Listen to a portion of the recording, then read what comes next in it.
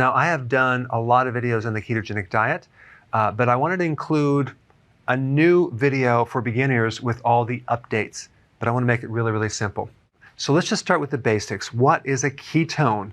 A ketone is not a fat, it's not a carbohydrate, it's not a protein. It's kind of a combination, or it has characteristics of both a fat and a carbohydrate, but it's not either. It comes from fat, but a ketone is an alternative fuel source. And the way that you get ketones is you simply lower your carbohydrates in your diet, or you reduce the frequency of eating. And this is why we recommend a low-carb diet with intermittent fasting. And that way you can maximize your ability to make ketones. Ketones have many advantages versus regular glucose fuel. Number one, it will increase your oxygen in your body. Number two, it increases your energy. Number three, it supports the brain. In fact, your brain prefers ketones over glucose. Same thing with the heart.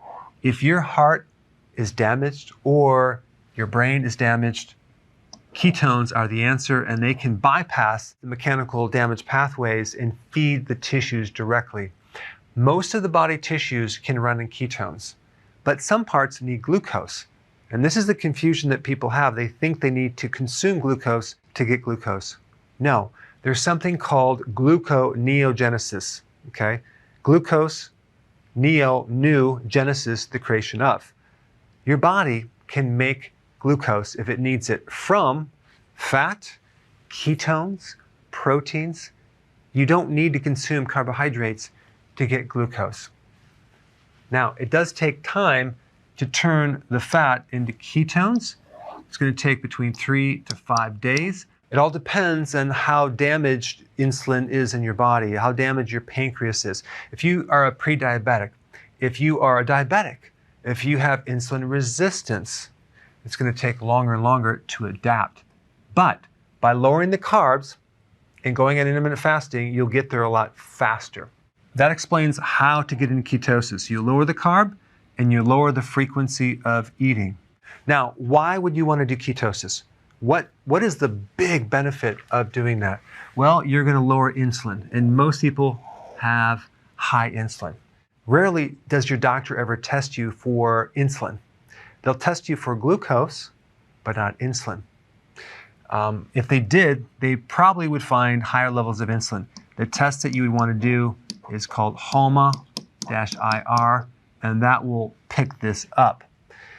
Too much insulin causes insulin resistance. Insulin resistance is behind prediabetes. Insulin resistance is behind metabolic syndrome, high blood pressure, fat in the gut area right through here. And prediabetes leads to diabetes. So in reality, diabetes stems from high levels of insulin at a certain point. And so keto and intermittent fasting will lower insulin. And that is the big benefit of doing this. There's a lot of other benefits too. You can reduce fat in your liver. You can improve your cognitive performance. You can improve your mood. You can help decrease blood pressure, decrease inflammation, improve your energy, and decrease your belly fat. But the real big benefit that allows you to do this eating plan is your hunger goes away, okay? Without being hungry all the time, it makes it really easy to do long-term as a healthy lifestyle. And there's even an additional benefit if you're doing intermittent fasting, that's autophagy. Basically what this is, it's a recycling of garbage in your tissues. So all the damaged protein, the protein that your body doesn't need, it's clogging everything up. Guess what? Your body will recycle that and turn it into new amino acids. That's one of the big things about autophagy. To do this, you have to fast at least for 18 hours. So the combination of keto and IF work very, very nicely together, because if you just do keto without intermittent fasting and your metabolism is slow, you may not achieve your weight loss goal or your other goals, because it would take a very, very long time, and sometimes it's not going to work. Why? Because the frequency of eating in general will trigger insulin. So the frequency of eating is actually very, very important in relationship to you lowering insulin. All right, then you have this concept of a healthy keto plan versus dirty keto. Of course, we recommend the healthy keto, and this basically is higher quality ingredients, grass-fed, wild-caught, pasture-raised versus conventional type foods right here. With healthy keto, you're focused on nutrient-dense foods. With dirty keto, you're really just focused on keeping your carbs low. When you do healthy keto, you end up looking a lot better than doing the dirty keto. All right, the rule of thumb is don't eat unless you have hunger, okay? Unless you have the sensation of being hungry. When you're doing the healthy version of keto and you're doing enough leafy greens and vegetables, okay? And you're doing enough healthy fats and you're improving insulin resistance, you're not only going to be full, but you're going to be satisfied. Now, if you look at the pie chart here, we have about 5% carbs of your total calories, and then 5% vegetables, which, by the way, actually adds up to a lot, because if you look at the carbohydrates and vegetables, you minus the fiber, giving the net carb, it doesn't come out to a lot of calories. So if we look at the total carbs, which would include like berries, hummus, nuts, and seeds, there's a little bit of carbs in those, and you combine the vegetables, that's like 10%. Then we have 20% protein, and then we have 70% fat. Now, the fat looks like a lot, but realize fat is basically double the calories of other macronutrients. But if we actually look at an actual plate with your food on the plate, if you just look at it like this, to keep it really simple, half the plate vegetables, okay? A quarter would be protein and a quarter would be fat.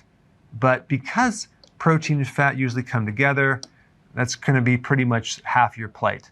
That's what it should look like. The benefit of the vegetables are the vitamin C, the minerals, other nutrients and phytonutrients. Okay, I'm going through this really fast, but I'm just giving you a summary. In the next few videos, which I'm going to put in a link down below, I'm going to talk more about exactly what to eat when you're eating. But I wanted to give you the simple overview of all the most important things. So now let's just put it all together. Ideally, when you wake up in the morning, if you keep your carbs low, you're not going to be hungry. So you want to skip breakfast and push it forward to the point where your breakfast now becomes your lunch. So don't eat in the morning. You can do coffee or tea. So ideally, your first meal would be at lunch right here, and then your second meal would be at dinner. So you're doing 2 meals a day. If you keep this within a 6-hour window, that will give you an 18-hour fast.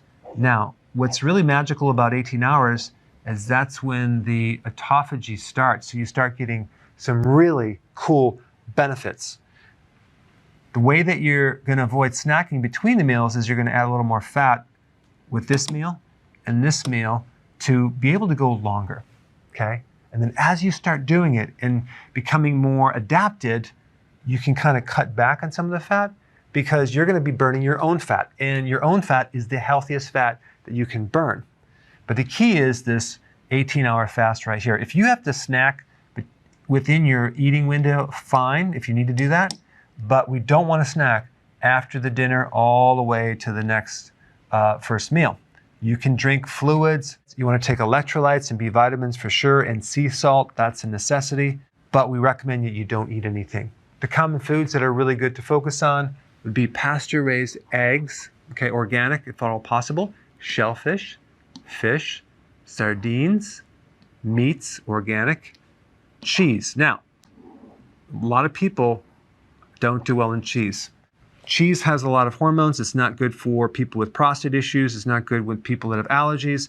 So some people do not do well in cheese. Personally, I do a small amount of cheese, and if I'm going to consume cheese, it has to be grass-fed organic. I usually get European cheese, and I don't have a tremendous amount, but you can overdo it with cheese. Olives, that's a must. Avocados, lots of vegetables, 7 to 10 cups, very beneficial. Nuts, for some people, they don't do well on that, especially if they're prone to kidney stones. You have to be careful with almonds, okay, as well as spinach. So I'd avoid those if you're prone to kidney stones. Also, seeds like sunflower seeds, perfect on a ketogenic plan. All right, here you have it, the basic ketogenic plan for beginners. So if you want more knowledge on how to create a healthy body, Subscribe now and get daily notifications.